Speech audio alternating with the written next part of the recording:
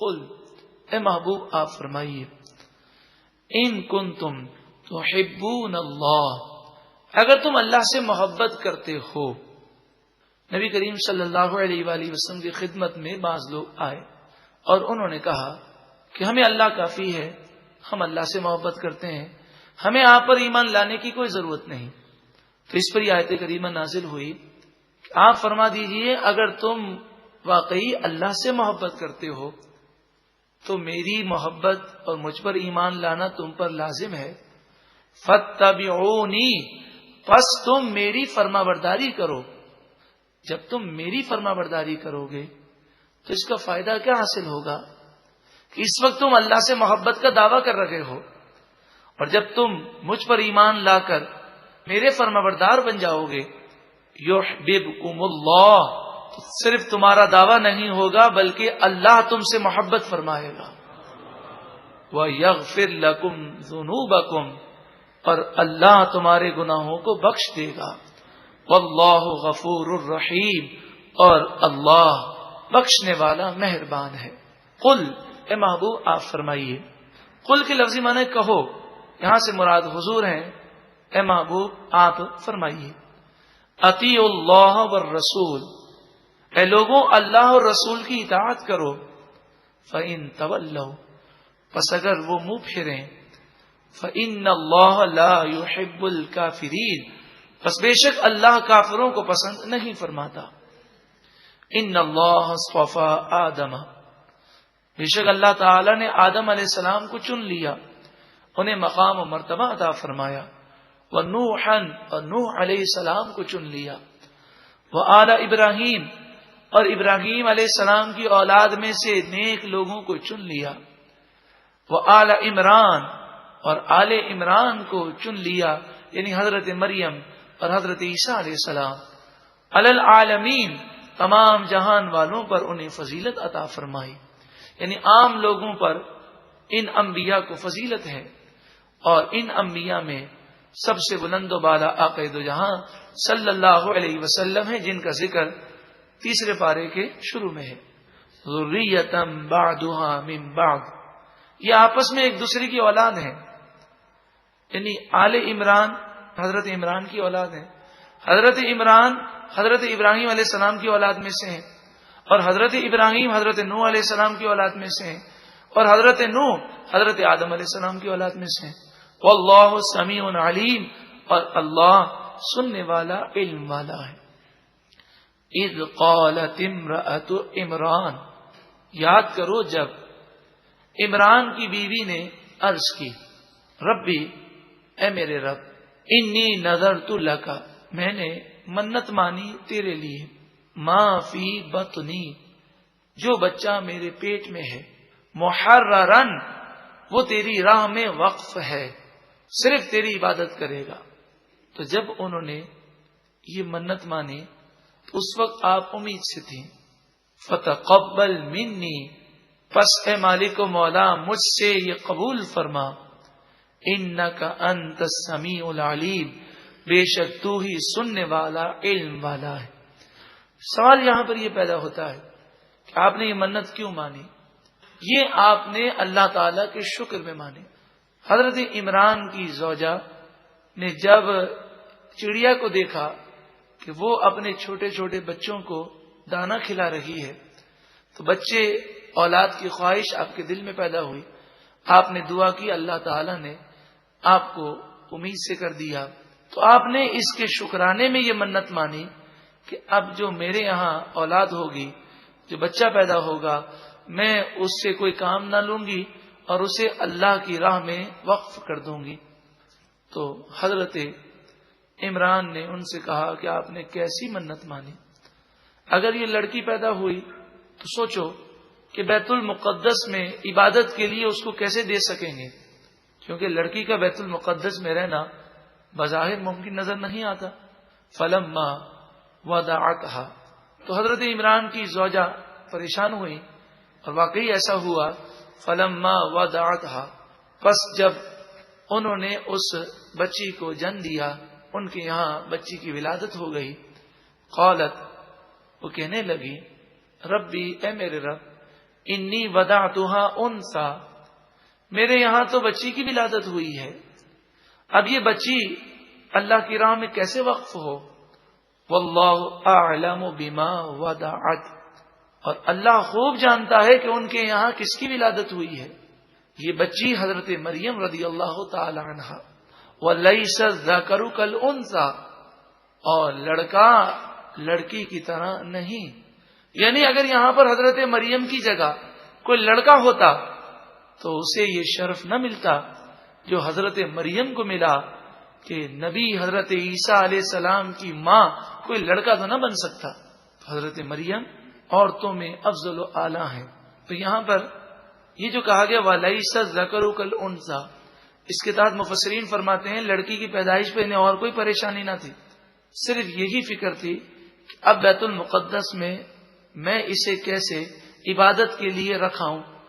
اللہ تبارک و تعالی نے حضرت مریم کو عورتوں کے معاملات سے پاک رکھا، یعنی وہ کچھ ایام عورتوں پر آتے ہیں جس میں وہ نماز نہیں پڑھ سکتی، حضرت مریم ان ایام سے محفوظ رہیں۔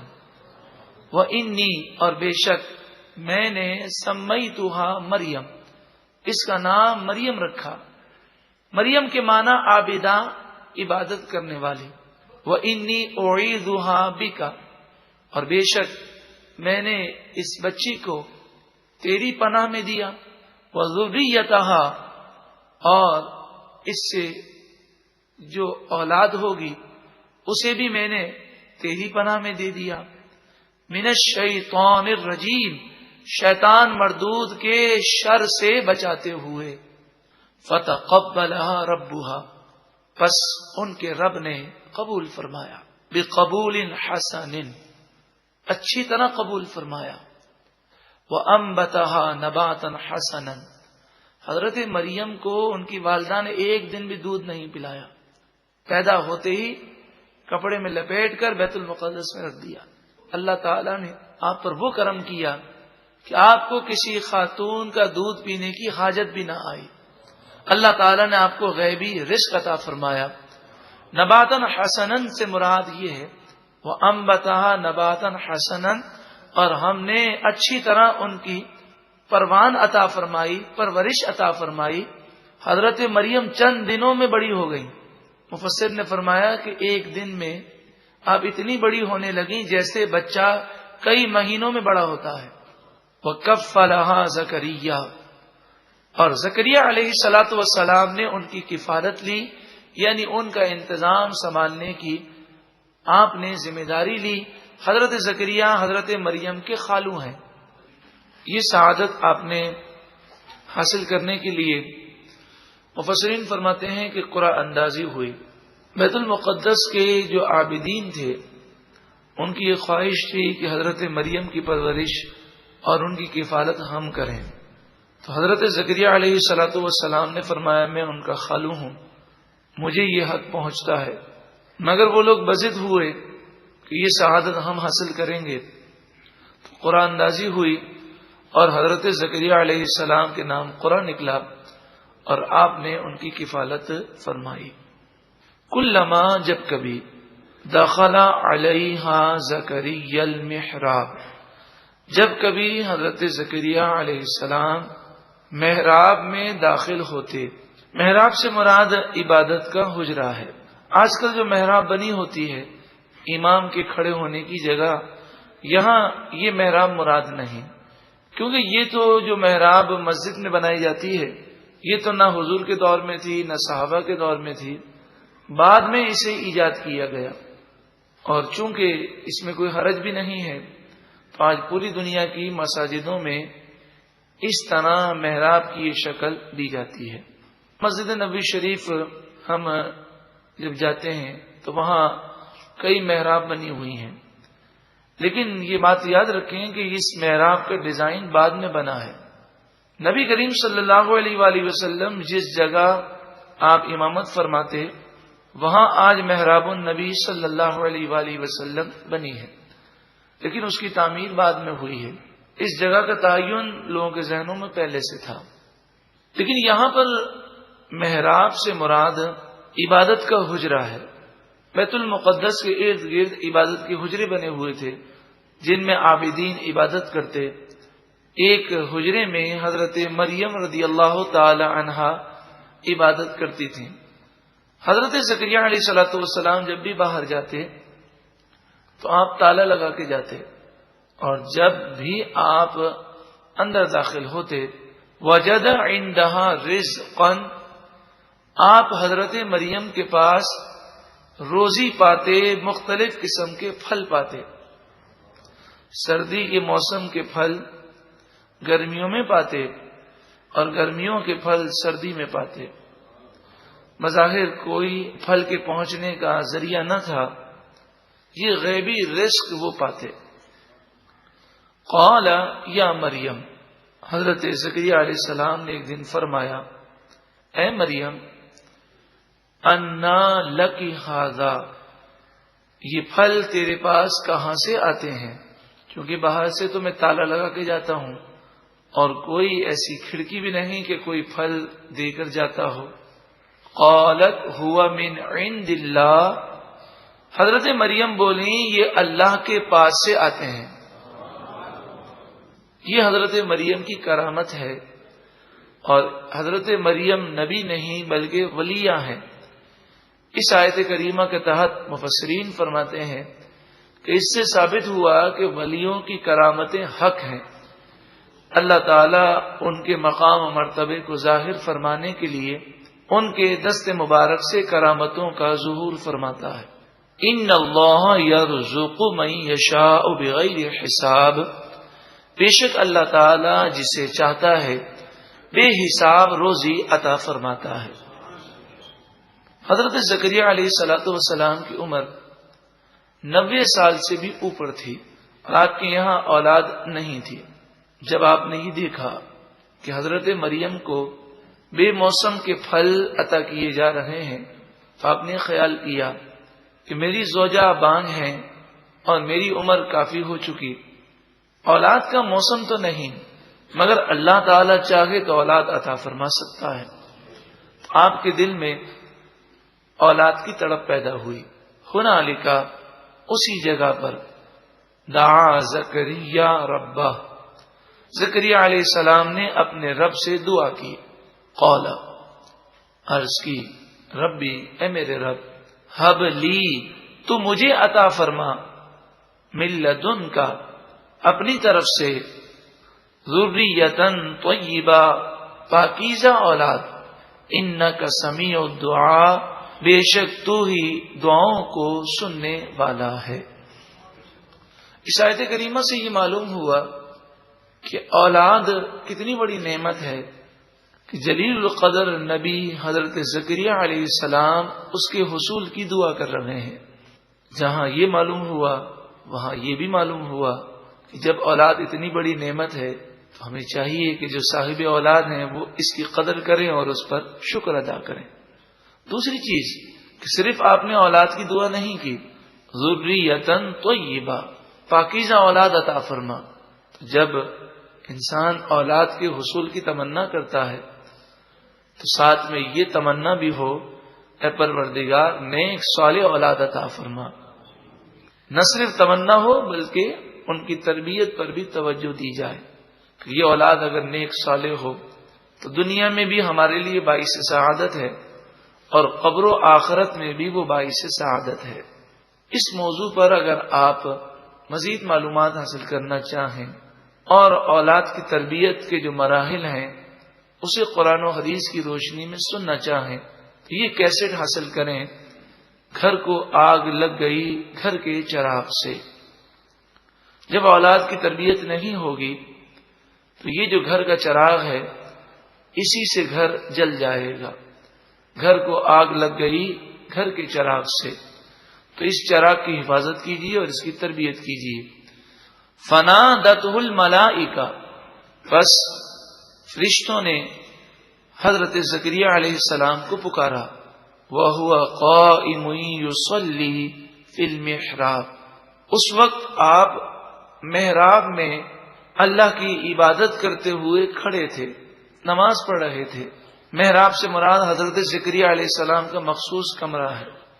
فرشتوں نے کہا، ان اللہ یبشرک، بیحییٰ، بے شک اللہ تعالی آپ کو یحییٰ علیہ السلام کی خوشخبری سناتا ہے.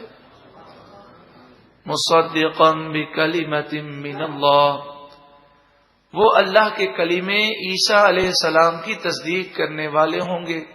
وسیدا، زمانے کے سردار ہوں گے. وحسورا، عورتوں سے بچنے والے ہوں گے، یعنی نیک پارسا ہوں گے. ونبیا من الصالحین، اور مقرب نبیوں میں سے ہوں گے. قال، عرض کی، ربی، اے میرے رب، انا یکون لی غلام، میرے یہاں بیٹا کیسے ہوگا؟ وقد بلغنی الکبر، حالانکہ مجھے بڑھاپا آ گیا. وامرأتی عاقر، اور میری بیوی بانجھ ہیں. قال کذالک اللہ یفعل ما یشاء، ارشاد فرمایا اسی طرح اللہ تعالی آپ کو اولاد عطا فرمائے گا، وہ جو چاہتا ہے کرتا ہے. مفسرین فرماتے ہیں کہ یہ سوال اس لیے نہیں تھا کہ اللہ کی قدرت پر یقین نہیں، بلکہ یقین تو ہے. سوال یہ ہے، اے پروردگار، میں بوڑھا ہو گیا ہوں، میری زوجہ بانجھ ہیں، تو کیا دوبارہ ہم جوان ہوں گے، پھر اولاد ہوگی، یا اسی عالم میں اولاد ہوگی؟ تو کذالک سے یہ مراد ہے کہ اسی بڑھاپے میں اور اسی عالم میں اللہ تعالیٰ آپ کو اولاد عطا فرمائے گا. قال، عرض کی، ربی اجعل لی آیہ، اے پروردگار میرے لیے اس کی کوئی نشانی مقرر کر دے. مفسرین فرماتے ہیں کہ آپ نے اس پر نشانی اس لیے مانگی تاکہ جیسے ہی آپ کی زوجہ امید سے ہوں تو آپ شکرانے میں اللہ تعالی کی عبادت اور زیادہ کریں کہ یہ اللہ کی نعمت ہے، اس پر شکر ادا کریں. کتنا پیارا ذہن اور کتنی پیاری تعلیم حضرت زکریا علیہ السلام ہمیں دے رہے ہیں کہ اللہ کی نعمت پر شکر انہیں کرنا ہے، اور شکر کرنے کے لیے وہ پوچھ رہے ہیں مالک و مولا، جب یہ نعمت کی ابتدا ہونے لگے تو مجھے خبر کر دینا تاکہ میں تیرا خوب خوب شکر کروں، خوب تیری عبادت کروں. اور ایک ہم ہے کہ مصیبت میں تو اللہ کی عبادت کرتے ہیں، مصیبت میں تو اللہ یاد آتا ہے، لیکن خوشی کے مواقع پر خوب اللہ کی نافرمانیاں کرتے ہیں. قال، ارشاد فرمایا، آیتک اللہ تکلم الناس ثلاثۃ ایام الا رمزا، آپ کی نشانی یہ ہے کہ جب آپ کی زوجہ حاملہ ہوں گی تو آپ 3 دن تک لوگوں سے کلام نہیں کر سکیں گے سوائے اشارے کے. اشاروں سے کلام کریں گے، زبان سے آپ کلام نہیں کر سکیں گے.